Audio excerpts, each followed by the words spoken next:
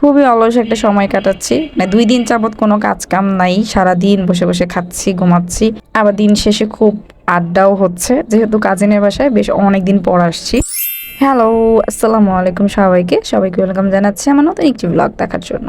খুব সকাল সকাল ঘুমটা ভেঙে গেছে, বলা যায় প্রায় তখন 6টা, 6:30 কি 7টা বাজে। এত সকাল সকাল ঘুম আসলে আমার সচরাচর ভাঙে না। তো যাই হোক, সেদিন সকালটা খুব সুন্দর ছিল, সানি একটা ডে বলা যায়। তো আমি ফ্রেশ হয়ে আপুর বারান্দায় চলে আসছি। আপুর বারান্দাটা মাসাল্লাহ অনেক সুন্দর। অ্যান্ড এটাকে কি ফুল বলে আপনারা অবশ্যই কমেন্ট সেকশনে জানাবেন। আমি যদিও জানি এটা নয়নতারা ফুল বা এরকম কিছু একটা। গত 2 দিন যাবত আমি আমার কাজিনের বাসায় আছি, যেহেতু আম্মু এখানে আছে। তো আমার হাজব্যান্ড এখানে দিয়ে গেছে আমাকে, আমি অলরেডি আপনাদেরকে সেটা বলছি একটা ব্লগে। ইনশাল্লাহ আমাকে ডাক্তার দেখিয়ে আমরা খুব দ্রুত ময়মনসিংহ চলে যাব।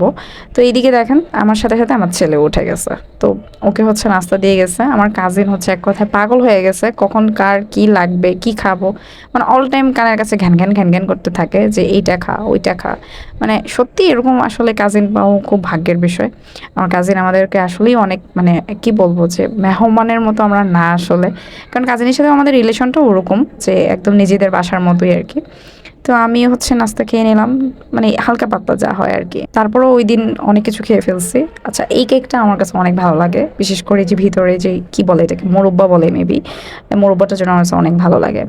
সো কেক খেলাম একটু, দেন হচ্ছে আমরা অনেকটা সময় বারান্দায় বসেছিলাম। অ্যান্ড এরপর হচ্ছে 10টা, 10:30টার দিকে আমার ফ্যামিলি মেম্বাররা যখন সবাই উঠে গেছে, তো এরপর আবারও নাস্তার পালা। এখন হচ্ছে রুটি খাওয়া হবে। সো বাসার সবাই যখন উঠে গেছে তখন হচ্ছে মেবি 10টা, 10:30 বাজে।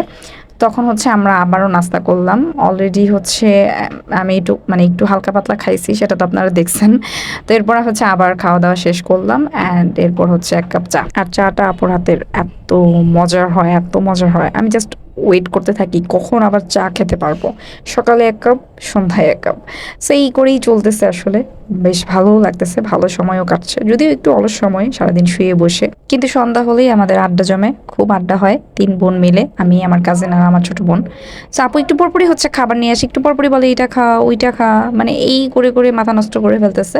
আর আমার ছেলেকে আমি এখানে বলতেছিলাম, তুমি কত খাও, এটা খাও ওইটা খাও। এটা আগে আপনারা দেখলেন আইসক্রিম খাইছে, আইসক্রিম খাওয়া শেষ করে হচ্ছে আবার সিঙ্গারা খাচ্ছিল আমাদের সাথে। তো দুপুরবেলা আমি একদমই ভুলে গেছিলাম যে ভিডিও ক্লিপ নিতে হবে বা কিছু। আপু হচ্ছে বিরিয়ানি রান্না করছিল, খুব মজা করে বিরিয়ানি রান্না করছিল, আমরা সবাই বলে খাইছি, বাট আমি যে ভিডিও ক্লিপ নেবো সেটা ভুলে গেছিলাম।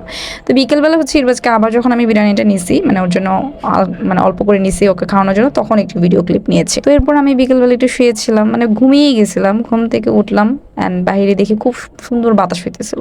অ্যান্ড এই বারান্দায় এসে দেখি আম্মু হচ্ছে এখানে এক্সারসাইজ করতেছিল। অ্যান্ড এই সেই করতে করতে সন্ধ্যা হয়ে গেল। সন্ধ্যার সময় হচ্ছে আবারও নাস্তার পর্ব।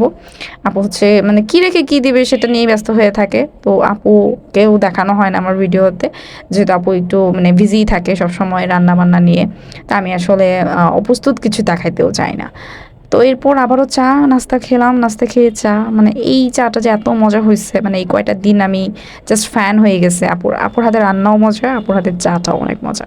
আমি গল্প করতে করতে চা খেয়ে নিলাম। ও হ্যাঁ, আমার আজকের ব্লগটা কে কোথা থেকে দেখলেন অবশ্যই কমেন্ট সেকশনে জানাবেন। যারা এখন আমার পেজটা ফলো করেন নাই, প্লিজ ফলো মাই পেজ। আর ভিডিওটি ভালো লেগেছে গেলে অবশ্যই লাইক কমেন্ট শেয়ার করে জানাবেন। সো আজকের ভিডিওটা এই পর্যন্তই। সবাই ভালো থাকবেন, সুস্থ থাকবেন, আল্লাহ হাফিজ।